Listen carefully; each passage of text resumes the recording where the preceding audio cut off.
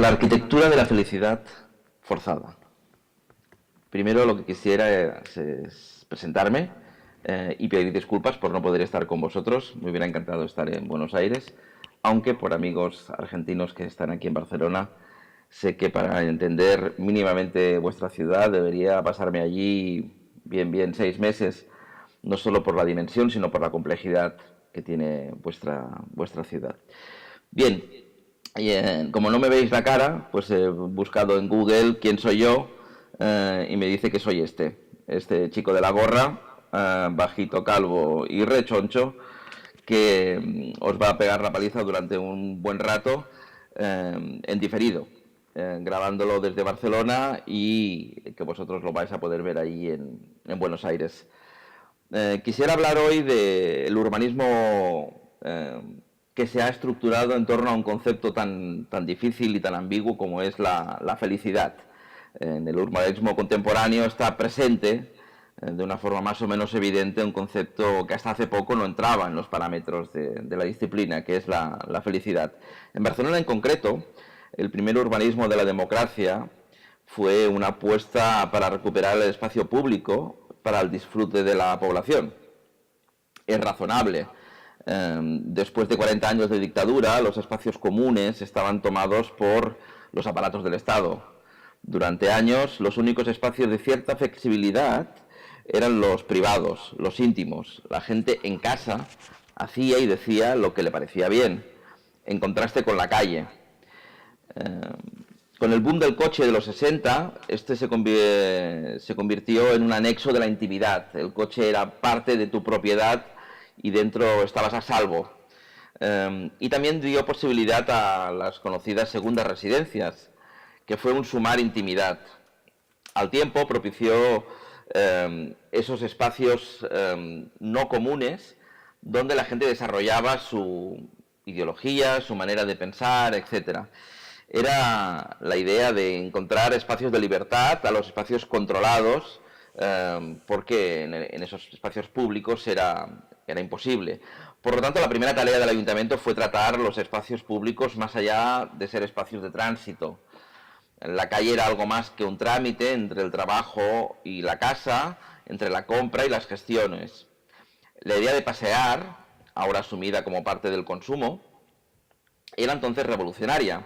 Incluso habían leyes que prohibían estar en la calle sin hacer nada. Un ministro conocido, Fraga, tenía una ley que hablaba de los maleantes, que prohibía estar en la calle sin hacer nada en concreto. En el mismo momento, y como consecuencia lógica, esta apertura de espacios paseables se convirtieron ya en la democracia en espacios de expresión y por tanto espacios de conflicto, o mejor dicho, de visualización de conflictos. Las manifestaciones de todo tipo, festivas, reivindicativas, violentas, cívicas, de género, de clase, identitarias, se repetían en cada rincón ganado a los coches. La peatonalización del centro de la ciudad fue una lucha contra las costumbres y contra los comerciantes, que creían que perderían capacidad de negocio. Con el tiempo ha sido justo lo contrario. Este es el Portal del Ángel, en la época aunque aún no era peatonal, donde había un cine. Bien, ahora se ha convertido en la ciudad más cara que tiene el metro cuadrado comercial de España. Pues como decía, los comerciantes creían que eso produciría un efecto negativo cuando al final ha sido justo lo contrario, y ahora donde había aquel cine hay un macro edificio de la empresa Zara, de Inditex, y como eso, pues todas las tiendas, todos los bajos de esa pequeña avenida del Portal del Ángel, antes con circulación de coches y ahora peatonalizada, se ha convertido en un gran shopping, en un gran centro comercial, donde la gente pasea, efectivamente, pero básicamente pasea para consumir, para quedarse fascinada ante los escaparates y entrar a comprar en todas las tiendas que hay en esa avenida. Los tenderos ahora reclaman justamente lo contrario, peatonalizar más calles y avenidas. Sin embargo, por el camino hemos perdido quizás lo más importante, la idea de que la calle es un escenario, un campo de batalla, como no, de las luchas civiles. Al inicio de la democracia, las huelgas obreras para pedir mejoras laborales, derechos y libertades se enfrentaban a la calle con los cuerpos policiales, aún por democratizar, y protagonizaron represiones más que cruentas, imágenes que todos tenemos en el recuerdo, al menos en Barcelona. Quizás por eso mismo esas luchas fueron más sólidas y potentes. Muchos de los derechos que ganamos entonces se han perdido en los últimos años durante la crisis. Nadie o muy pocos han salido a la calle a reclamarlos. La ley del mercado parece inapelable. En todo este fenómeno hay muchos factores, pero uno de ellos es el cambio de percepción del espacio urbano. Los espacios urbanos se han configurado para impedir el conflicto, entendiendo este como lo opuesto a la felicidad.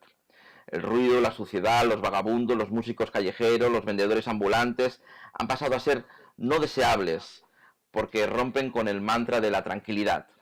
La idea del centro comercial, como este que os enseño, en Barcelona, en el centro, hecho dentro de una antigua plaza de toros, en las Arenas, es el paradigma del espacio feliz.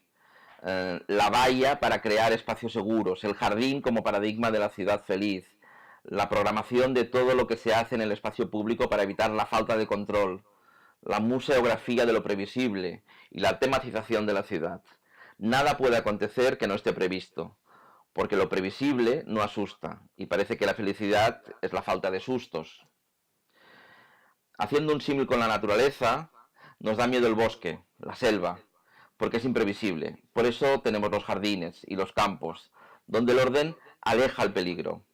Y ahí Ildefonso Cerdá, el autor del Eixample, de la trama del ensanche de Barcelona, decía hay que urbanizar el campo y ruralizar la ciudad. Entonces ya se entendía lo rural como un campo ordenado, productivo, sin sobresaltos.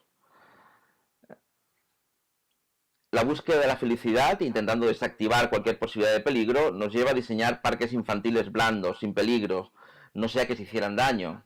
En ese contexto controlado, los niños no aprenden a medir el riesgo, no pueden decidir dónde se detienen para evitar la caída. Un aprendizaje que antes iba solo, ahora les es negado. París tiene avenidas y bulevares para dejar pasar los carros del ejército y evitar las barricadas en calles estrechas. Daban por hecho entonces que de vez en cuando el pueblo se sublevaría. Se trataba de evitar que los disturbios cogieran dimensión de revolución, lo que en el mayo del 68 fue un factor clave. El actual urbanismo intenta evitar la propia posibilidad de los disturbios y lo hace de la mano de la privatización del espacio. Como decía, cada vez más espacios públicos vigilados por servicios privados. Los centros comerciales son quizás el ejemplo más claro de esos espacios comunes que se alejan del descontrol de la calle para refugiarse en espacios felices, bajo control, donde nada inesperado puede suceder. Plazas públicas que simplemente son el espacio vacío entre las terrazas que ocupan en esos centros comerciales las diferentes franquicias de cafés y hamburgueserías. Lo informal se estandariza, ya sean vendedores de artesanía, las estatuas humanas o los espacios de recreo. Precisamente el mercado de artesanía de las Ramblas es un buen ejemplo. Esto es una imagen de los años 70 o 80, donde de forma improvisada los artesanos vendían sus productos y cada cual montaba su parada como le parecía mejor. Eso en las cercanías del año 92, de las Olimpiadas del 92, que marca un antes y un después en la ciudad y en su urbanismo, se tuvo que ordenar. No podía ser que la gente hiciera lo que le diera la gana. Por tanto, ahora todas las paradas son exactamente iguales, con el mismo sistema, y hay unos operarios que se dedican a montarlas y a desmontarlas, donde el espacio de libertad, entre comillas, del artesano se reduce a colgar unas cosas u otras dentro de esos espacios predeterminados. Todas iguales, todas exactas, todo previsible. En este paradigma podíamos enmarcar muchas de las acciones que se llevaran a cabo, como decía, alrededor de las Olimpiadas del 92 y años posteriores. Si bien es cierto que hay aciertos notables, también lo es que nos han robado esa capacidad de improvisar, esa facilidad en montar y desmontar paradas de una economía informal. Afortunadamente, los manteros, esos personajes denostados en nuestra ciudad y perseguidos, son los que han recuperado esa agilidad para organizar unos mercados efímeros que, como decía, se montan y se desmontan, teniendo en cuenta también el flujo de clientes básicamente basados en el turismo. El miedo, el miedo al susto no tiene límites, más cuando las diferencias sociales se van haciendo más y más grandes. Por eso se producen raptos y robos del espacio público. La privatización, entonces están las estatuas de las Ramblas, no sé si las conocéis, también se ha ordenado dónde pueden estar y qué tipo de estatuas. De hecho, se hicieron pruebas de nivel artístico, para que unos tipos pintados de colores permanezcan inmóviles ante la mirada atónita de los turistas. Como decía, se han producido robos del espacio público. Estos son los chiringuitos de la Barceloneta en los años 70, donde se producía la trama urbana informal, caótica, y donde la vida, digamos, lúdica de esos pequeños restaurantes o bares se mezclaban entre ellos y generaba un movimiento social pintoresco, en todo caso. Eso ha sido sustituido por una avenida ordenadísima, donde nada se escapa al control de las instituciones, y donde puntualmente en verano se dejan colocar algunos pequeños chiringuitos, para ofrecer bebidas siempre estandarizados y con el mismo modelo. El rato del espacio público se ha hecho permanentemente, sobre todo en la franja litoral. Decían antes que Barcelona estaba de espaldas al mar, y cuando se volvió hacia el mar se encontró con que les habían robado parte de ese espacio. Eso es lo que ocurre, por ejemplo, alrededor del Hotel W o Vela, como le llaman popularmente. La expulsión de los ciudadanos de esos espacios privatizados, convertidos en espacios de privacidad para clases adineradas, es muy evidente alrededor de este hotel, y también lo es alrededor de otros espacios. El hotel, de hecho, se enmarca en una operación que ha destruido lo que antes se conocía como el rompeolas, un espacio popular donde la gente acostumbraba a ir a pasear y a pescar, y que ha sido directamente privatizado. Ahora se usa básicamente para la recepción de los cruceristas, de las personas que vienen de turismo a Barcelona con los cruceros, y se ha cortado el flujo entre la Barceloneta, un barrio de pescadores, y este rompeolas, donde estos mismos pescadores pasaban las tardes pues pescando o con los amigos tomando algo. La otra privatización notoria del espacio del litoral ha sido la marina de lujo que se ha hecho en el Port Vell. Esa marina se hizo de espaldas a la ciudad. La sociedad no tenía por qué saber qué estaba ocurriendo. La entidad autónoma del Port de Barcelona negoció con los diferentes partidos la construcción de ese espacio privatizado, y a los ciudadanos se les robó directamente un trozo de su ciudad. Ahora no pueden pasar. Hay una valla que impide el acceso a todos los ciudadanos a una parte de su ciudad para conservar la tranquilidad. Se les han tomado un trozo de la ciudad y se ofrece a precios exorbitantes a los nuevos ricos, esos ricos de yate privado. Pero eso no debe romper la felicidad, sobre todo la felicidad de los que amarran los yates de lujo. Al mismo tiempo, y como consecuencia de tanta operación especulativa, los vecinos ven con recelo cualquier uso no previsto de la calle, sobre todo si es espontáneo. Todo debe ser como siempre, sin sobresaltos, una ciudad tranquila, feliz. Y entonces, bueno, estas son imágenes también de esa marina donde los manteros, estos inmigrantes normalmente subsaharianos, venden sus productos apoyados en esta valla que separa la ciudad de la sociedad de la alta sociedad, ¿no? que amarra sus barcos de lujo en esta marina. Como decía, los vecinos son recelosos de cualquier tipo de operación urbanística, pero entonces llegó el turismo y todo cambió. No un turismo de yate de lujo o de urbanización privada, un turismo que ocupa de forma informal, caótica y densa el espacio urbano. Lo que parecía un dogma, la falta de estridencia, se ha convertido en la norma. Y resulta que ni siquiera se pueden quejar, porque son una fuente importante de ingresos para la ciudad. Y en ese escenario es en el que estamos. Una ciudad que quería ser feliz, forzadamente, y que unos transeúntes todo lo trastocan. Ciertamente lo hacen en rebaño y caen en todos los tópicos consumistas y banales. El turista no es disruptor por voluntad propia. También que la industria turística caen en todos los efectos colaterales que puede tener, desde la recogida de basuras al consumo de agua, pasando por la gentrificación o la expulsión de los vecinos. Pero no deja de ser un accidente que no teníamos previsto. ¿Cómo reaccionará el urbanismo ante ese nuevo escenario? Yo creo que esa es una de las grandes preguntas que tenemos por delante. La gestión de ese nuevo escenario y de la ciudad con esos nuevos usos, donde una población flotante que no tiene ubicación propia ocupa de forma efímera, pero a la vez constante, el centro de la ciudad. Con este panorama, una de las claves es la percepción que tienen los ciudadanos. En la ciudad se ha instalado la suspicacia. Todo movimiento urbanístico se mira con temor y escepticismo. Durante demasiados años, el urbanismo no fue una herramienta al servicio de los ciudadanos, sino un aliado de los movimientos del capital especulativo.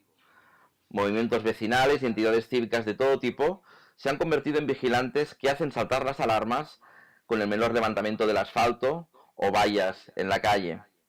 Estamos pues ante una necesidad de un urbanismo que debe ser participativo, que no puede generarse sin procesos previos. Un urbanismo efímero, removible, es el que puede generar espacios de discusión, encuentros y experimentos empíricos para probar modelos, propuestas y teorías. La supermanzana, la superilla, como decimos aquí, sin rehuir la polémica que ha suscitado, es un buen ejemplo de lo que estoy diciendo. Son escalas uno a uno, un urbanismo táctico, con acupunturas urbanas. Ese modelo seguramente ya os lo han explicado y si no lo harán a lo largo de estos días, se basa en coger la trama de Cerdà y anular la circulación habitual de dos calles en vertical y dos calles en horizontal para generar una nueva trama basada en módulos de 9 islas, las cuales ofrecen unos espacios intermedios aptos para hacer actividades que antes serían impensables en el centro de la ciudad. Esos espacios tienen que poderse usar y utilizar para generar un nuevo urbanismo, como decía, táctico, de participación ciudadana. No va a ser fácil. El propio experimento de la supermanzana en Pueblo Nuevo está generando movimientos a favor y en contra. Pero precisamente esa discusión forma parte del propio experimento. Esa capacidad de poner en duda los modelos sin usar un urbanismo permanente, sino efímero, será la que creo que puede dar respuesta a algunos de los problemas que tenemos por delante. Usos imprevistos de esos espacios en los que ya no hay un consumo casi forzado, ni un tránsito de un lugar a otro. Es el estar en la ciudad. Es la deriva situacionista llevada a un espacio domesticado, un espacio amable. También feliz, no hay que negarlo. Esas superislas, supermanzanas, también están sufriendo esa sobreprogramación de actividad, donde todo tiene que estar previsto. Se hicieron pruebas de todo tipo, con algunos pequeños errores y fracasos que se han ido subsanando con el tiempo. La ocupación del verde en la ciudad es una necesidad imperiosa. Barcelona es una ciudad con muy pocos parques y por tanto todo aquello que vaya en la línea de incorporar vegetación en el centro de la ciudad ayuda a la absorción del CO2 y a muchos otros aspectos de salud de los ciudadanos. Tristemente, la actualidad nos ha demostrado que nunca estamos libres de sobresaltos. La barbarie aparece ante los espacios más tematizados, como ha sido ahora en la Rambla, con el atentado terrorista. Aquel paseo, antes pasarela social de Barcelonesa y ahora riada turística densificada, ha sido escenario del horror. De hecho, los asesinos saben perfectamente que el número de muertes es relativamente importante. El shock es la rotura de la sensación de seguridad. La ciudad feliz, sin sobresaltos, ha sido destruida. Sintomáticamente, el grito espontáneo de la ciudadanía fue el no tenemos miedo, no tenim por, confirmando la teoría de que la felicidad es la ausencia de miedo. Al margen del juego político, en que se ha convertido después, es interesante que una de las acusaciones al actual modelo municipal haya sido la falta de pilones, volardos, para impedir el paso de vehículos en el centro de la calzada. Otra vez el urbanismo, el mobiliario urbano, debe proteger del miedo, de los sustos. Pensar que el urbanismo puede proteger de un conflicto que es global, cultural, económico y social es de una inocencia preocupante. Asimismo, pero, sitúa la configuración de la ciudad en primera línea de fuego. La primera barricada ha pasado de las fronteras a las aceras. No tengo fórmulas mágicas, pero diría que así como los niños necesitan espacios de realidad donde medir el peligro, la ciudad necesita espacios de visualización de conflictos. El estricto control de lo que ocurre en el espacio público nos llevará a un rechazo del urbanismo y por tanto de la ciudad. Y cuando la gente no siente suya la ciudad, la deja en manos del primero que pasa. Y al mismo tiempo, un urbanismo táctico, estas son unas operaciones que se han hecho en el Eixample, a la salida de los colegios, para ampliar el espacio que tienen los estudiantes, los alumnos, los niños, para jugar en la puerta del colegio a su salida. Como decía, un urbanismo táctico que tenga la ciudad como laboratorio y al mismo tiempo como solución, puede ser uno de los caminos de salida de esa situación en la que nos encontramos. Muchas gracias.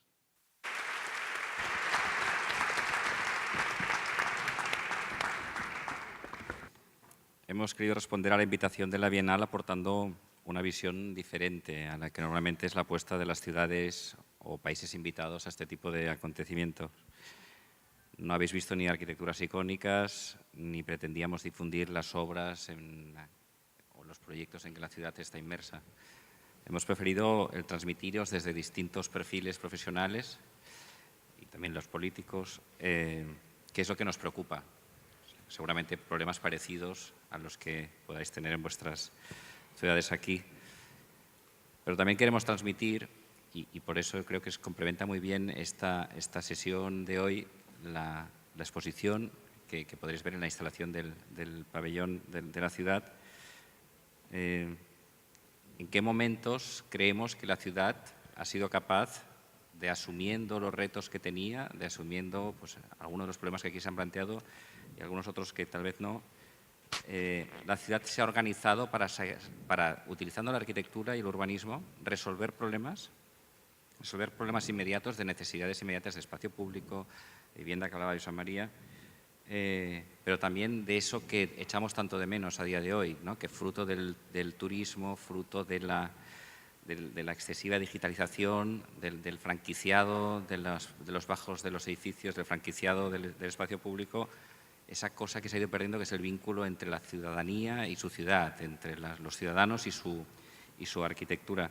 Por eso yo creo que es interesante que veáis esta tarde, creo que se inaugura a las 8:30, la exposición que habla de 5 intervenciones muy concretas en la ciudad, que no las tenemos que leer como proyectos de arquitectura, a pesar de que estamos entre arquitectos y estamos en la Bienal de Arquitectura, sino casi como en procesos ciudadanos que van efectivamente desde la participación, el participar también activamente no solo de la demanda vecinal, del tipo de intervención que se tiene que hacer, sino incluso de la gestión, que efectivamente a día de hoy pues, donde sobre más se está poniendo el acento sobre el tema de la vivienda, pero no solamente en eso, ¿no? Y sobre todo son procesos que lo que permiten es que la gente se apropie de la intervención que ha estado preparando, con lo cual conecta, ¿no?, la ciudadanía con lo que ha estado pensando, lo que ha estado trabajando, el resultado que ha obtenido y cómo lo transforma. Por eso yo creo que es interesante, pues, aparte de las lecturas o las conferencias, las charlas que hemos dado hoy aquí, el ver que hay situaciones y momentos en que creemos que la ciudad lo ha hecho bien. Lo han hecho bien los arquitectos, lo han hecho bien los vecinos, lo han hecho bien los políticos, porque son ejercicios de éxito porque la arquitectura ha estado presente y ha sido capaz de dar respuesta pues, a esas demandas. Por eso yo casi no añadiría nada más. No sé si alguien quiere hacer alguna pregunta, porque sí, entiendo que es una sesión larga, pero aquí estamos para lo que os convenga. Claro. Gracias a todos.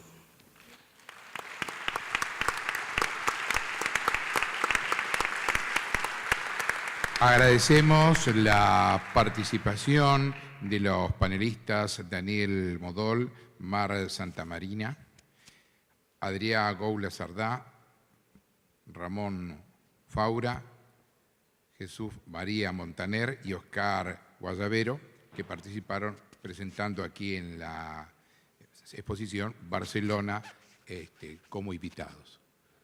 Le agradecemos.